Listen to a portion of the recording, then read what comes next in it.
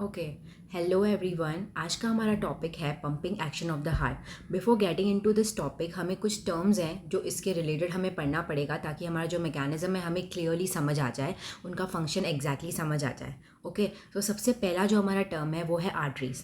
Arteries क्या होती हैं? आर्टरीज जो है वो बेसिकली क्या रहती हैं? ब्लड वेसल्स रहती हैं और इनके अंदर ऑक्सीजन रिच ब्लड जो है वो फ्लो करता है। ऑक्सीजन रिच ब्लड उनके अंदर फ्लो करता है।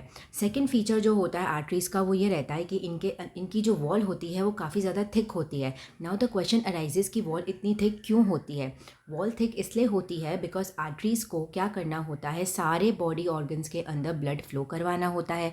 तो इनके अंदर जो ब्लड का प्रेशर होता है वो काफ़ी ज़्यादा हाई रहता है। तो उस हाई प्रेशर की वजह से इनकी वॉल्स में कुछ वेयर और टेयर नहीं आ जाए, मतलब इनकी वॉल्स जो है उनमें कोई ख़राबी ना आ जाए, वो बर्स्ट ना हो जाए ज़्यादा प्रेशर होने की वजह से, इसलिए उनकी जो वॉल होती है वो नेचुरली कैसी होती है? थिक रहती है। ठीक है, नेक्स्ट पॉइंट ये है कि ये जो आर्टरीज होती हैं वो फर्दर डिवाइड हो जाती है। फर्दर इनका डिवीजन होता है, किन में होता है? आर्ट्रियोल्स में होता है और कैपिलरीज में होता है। क्यों होता है ये डिवीजन? वो डिवीजन इसलिए होता है ताकि इनका जो ब्लड ट्रांसपोर्ट करने का जो मैकेनिज़्म है, सेल टू सेल जो ट्रांसपोर्ट करने का मैकेनिज़्म है वो और ज़्यादा इन्हेंस हो जाए और ज़्यादा एफिशिएंट हो जाए। जैसे कि हम इस डायग्राम में देख पा रहे हैं कि जो हमारी आर्टरीज़ हैं वो रेड कलर की शो हो रही हैं। तो ये जो मिडल वाला पोर्शन है इसी को ही अपन आर्ट्रियोल्स कहते हैं, और ये जो फर्दर डिवीजन हो रहा है छोटी छोटी ब्रांचेस के अंदर उसको अपन कैपिलरीज कहते हैं। मैंने तुम्हें पहले कहा था कि जो आर्टरीज़ हैं उनका जो वॉल होता है वो काफ़ी ज़्यादा थिक होता है, बट जो कैपिलरीज होती हैं जो फर्दर आर्टरी का ही एक डिवीजन है उनकी जो वॉल्स होती हैं वो काफ़ी ज़्यादा थिन होती हैं। थिन इसलिए होती हैं बिकॉज जो कैपिलरीज होती हैं वो मेनली ब्लड कहाँ सप्लाई करती हैं? वो सेल्स में सप्लाई करती हैं, ताकि जो इन डिफ्यूजन है ऑक्सीजन का, जो ब्लड का ट्रांसपोर्ट है वो आसानी से हो जाए। इसलिए जो सिंगल सेल अगर ये थिक होंगी तो आसानी से हो जाएगा, अगर थिक वॉल होगी कैपिलरीज की भी तो ट्रांसपोर्ट में काफ़ी ज़्यादा दिक्कत आ सकती है। तभी कैपिलरीज की जो वॉल होती है वो काफ़ी ज़्यादा थिक रहती है। ओके, नेक्स्ट टर्म जो हमें समझनी है वो ये है कि वीन्स। वीन्स क्या होती हैं? वीन्स भी आर्टरीज की तरह ब्लड वेसल्स ही होती हैं, बट डिफरेंस ये रहता है कि वीन्स के अंदर जो ब्लड फ्लो करता है वो काफ़ी ज़्यादा इम्प्योर होता है। इम्प्योर क्यों बोल रही हूँ? बिकॉज इसके अंदर कार्बन डाइऑक्साइड का जो अमाउंट है वो काफ़ी ज़्यादा होता है। तो वीन्स क्या करती हैं कि उस कार्बन डाइऑक्साइड रिच ब्लड को हार्ट की तरफ ले जाती हैं ताकि वो ऑक्सीजनेट हो जाए, वो प्योर हो जाए। ठीक है, और इनके अंदर जो ब्लड का प्रेशर है वो इतना ज़्यादा होता नहीं है, इसलिए इनकी जो वॉल्स हैं वो काफ़ी ज़्यादा थिन रहती है। मतलब थिन रहती है, काफ़ी ज़्यादा होता नहीं, मतलब नॉर्मली रहती है। अब वीन्स का ही एक एक्सेप्शन केस है पल्मोनरी वीन। मैंने अभी कहा था कि जो वीन्स है उसके अंदर CO2 रिच ब्लड होता है, लेकिन पल्मोनरी वीन जो होती है वो जो कि एक टाइप ऑफ वीन है, उसके अंदर जो ब्लड है वो कैसा रहता है? प्योर रहता है, ऑक्सीजन रिच ब्लड रहता है। अंडरस्टूड? नेक्स्ट हमारा जो टर्म आ जाता है वो है लेफ्ट ऑरिकल। जैसा कि हम जानते हैं कि जो हमारा हार्ट है वो 4 चेम्बर्स में या 4 पार्ट में डिवाइडेड रहता है, उसका ही एक पार्ट है लेफ्ट ऑरिकल। लेफ्ट इसलिए बोला है क्योंकि इसका जो पोजीशन होता है वो कहाँ होता है? अपर लेफ्ट कॉर्नर में रहता है हार्ट के, और इस ऑरिकल के अंदर, इस चैम्बर के अंदर जो है वो ब्लड की सप्लाई जो है वो काफ़ी ज़्यादा ऑक्सीजन रिच रहती है। ओके, नेक्स्ट आ जाता है हमारा लेफ्ट वेंट्रिकल। लेफ्ट वेंट्रिकल कहाँ पाया जाता है? वो लेफ्ट ऑरिकल के जस्ट नीचे ही पाया जाता है। Left ventricle lower left corner of the heart में पाया जाता है, और इसके अंदर जो ब्लड होता है वो काफ़ी ज़्यादा ऑक्सीजन रिच रहता है। जो लेफ्ट वेंट्रिकल का जो मेजर वर्क है वो ये रहता है कि जो उसने जो oxygen rich blood left auricle से लिया है वो उसको किस में ट्रांसपोर्ट कर देगा? अओर्टा में ट्रांसपोर्ट कर देगा, जो कि एक बहुत ही लार्जेस्ट आर्टरी होती है हमारी बॉडी के अंदर। तो अओर्टा क्या करेगी? इसको फर्दर पूरे बॉडी ऑर्गन्स में डिवाइड कर देगी। नेक्स्ट आ जाता है हमारा right auricle. Right auricle right इसलिए बोला है बिकॉज इसका पोजीशन के बेसिस पे ये अपर राइट कॉर्नर में प्रेजेंट रहता है हार्ट के, और ये कार्बन डाइऑक्साइड रिच ब्लड, मतलब कि काफ़ी ज़्यादा इम्प्योर ब्लड इसके अंदर आता है। ठीक है, नेक्स्ट है एंड द लास्ट है राइट वेंट्रिकल। राइट वेंट्रिकल का काम क्या होता है? ये lower right corner of the heart में प्रेजेंट रहता है। ये राइट ऑरिकल से ब्लड को रिसीव करता है और उसको पल्मोनरी आर्टरीज में भेज देता है फॉर ऑक्सीजनेशन। ओके, अब इन सब फंक्शंस को और अच्छे से समझने के लिए, इन चैम्बर्स की वर्किंग को और अच्छे से समझने के लिए अपन कुछ इस तरीके का डायग्राम बनाएंगे। सॉरी, देखो, जो हार्ट है ना वो इस तरीके का, सपोज करो कि एक हार्ट है, उसके अंदर 4 चैम्बर्स प्रेजेंट रहते हैं। जो अपर वाले चैम्बर्स होते हैं उन्हें अपन क्या बोलते हैं? ऑरिकल्स कहते हैं, और जो नीचे वाले होते हैं उन्हें अपन वेंट्रिकल्स कहते हैं। जो ऑरिकल्स होते हैं उनकी साइज़ कंपैरेटिवली ज़्यादा बड़ी होती है as compared to the ventricles. Okay, ये हमारा राइट पोर्शन हो गया, ये लेफ़्ट पोर्शन हो गया। तो उसी हिसाब से ये लेफ़्ट ऑरिकल, ये राइट ऑरिकल, ये लेफ़्ट वेंट्रिकल और ये राइट वेंट्रिकल हो गया। अंडरस्टूड। अब अपन इसका, क्योंकि हमने सारी टर्मिनोलॉजीज अच्छे से एक्सप्लेन हो गई है, अब अपन हार्ट का पंपिंग एक्शन पढ़ते हैं, जो कि काफ़ी इजी हो जाएगा हमें समझने के लिए। Okay, so let's get started. सबसे पहले क्या होता है कि जो हमारी लंग्स होती हैं, ठीक है, लंग्स से जो ऑक्सीजन रिच ब्लड होता है, मतलब कि जो काफ़ी प्योर ब्लड होता है जिसमें ऑक्सीजन की अमाउंट काफ़ी ज़्यादा होती है, तो लंग्स क्या करती है, उस ब्लड को पल्मोनरी वेन्स के थ्रू कहाँ भेज देती है, लेफ़्ट आर्टरी में, मतलब लेफ़्ट ऑरिकल में भेज देती है, लेफ़्ट ऑरिकल में भेज देती है। As you can see in this diagram कि जो पल्मोनरी वेन्स हैं, ये रे ऑरेंज कलर से जो शो हो रहा है, ये क्या कर रही हैं, ब्लड को कहाँ भेज रही हैं, लेफ़्ट ऑरिकल में भेज रही हैं। लेफ़्ट ऑरिकल में, एरो की डायरेक्शन देखो, लेफ़्ट ऑरिकल में पल्मोनरी वेन्स ऑक्सीजनेटेड ब्लड जो है वो लेफ़्ट ऑरिकल में भेज दिया, और ये पल्मोनरी वेन्स के अंदर ऑक्सीजनेटेड ब्लड आया कहाँ से, लंग्स के थ्रू आया है।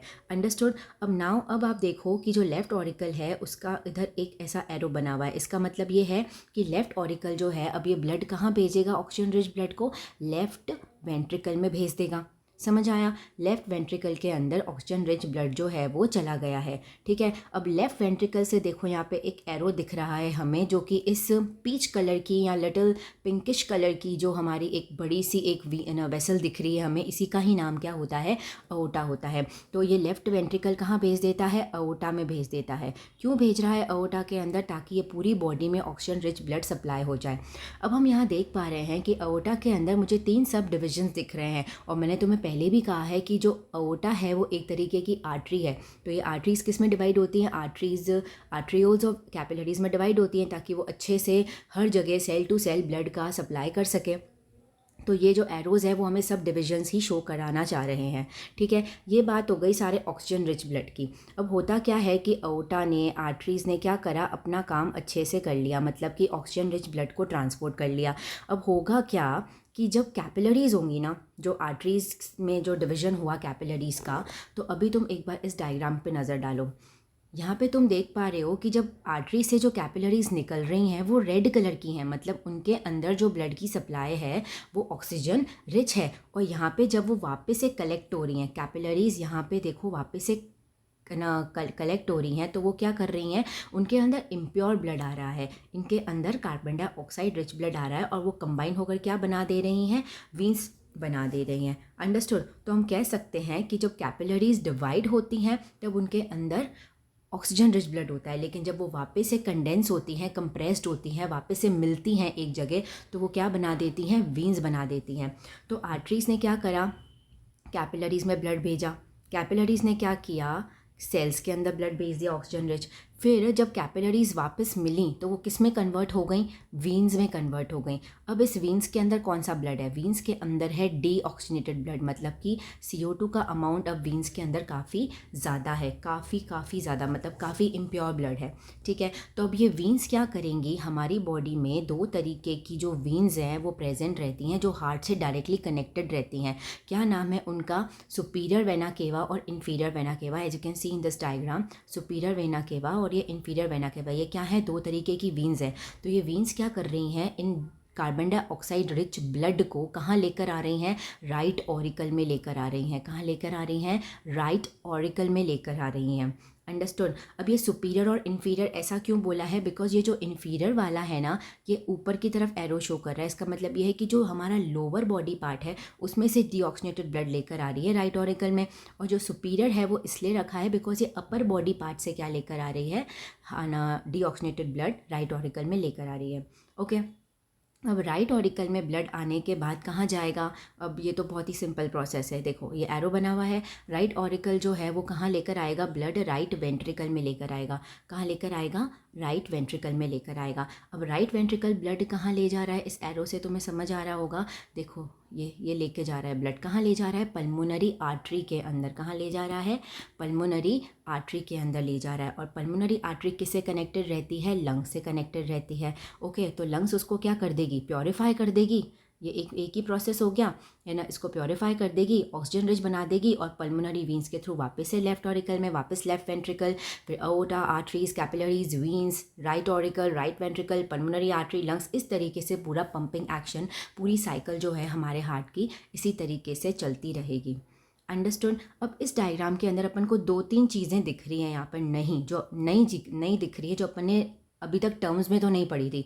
वो है एक मिट्रल वॉल्व दिख रही है, एक ट्राइकस्पाइड वॉल्व दिख रही है, एक पल्मोनरी वॉल्व दिख रही है, ठीक है। तो बेसिकली ये नाम अलग अलग है बट सबका काम एक ही रहता है। इनकी पोजीशंस अलग अलग होती हैं बट काम इन सबका वाल्व्स का एक ही रहता है कि क्या करती हैं कि ये जो जिस डायरेक्शन में ब्लड को फ्लो करना है, जिस डायरेक्शन में ब्लड को फ्लो करना है, एक ही डायरेक्शन में ब्लड को फ्लो करवाती है। ये डाइवर्सिफाई नहीं करती है, डिवाइड नहीं करती है ब्लड के।